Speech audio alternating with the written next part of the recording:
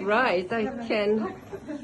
So, we've heard that you just got wed recently, yeah? Just like 3 years together? Yes.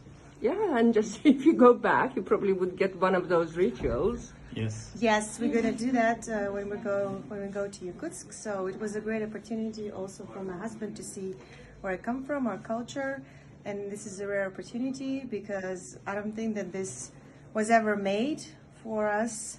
We never seen, and this is so rare and authentic, right? Yes.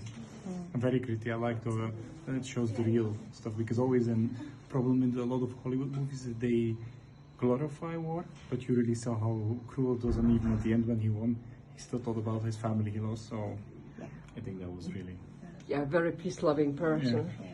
Yeah. Спасибо большое создателям фильма. Махтанабын, Фуруэйхан. Спасибо вам большое, Спасибо. Дарья и Кен. Спасибо. До свидания. Спасибо.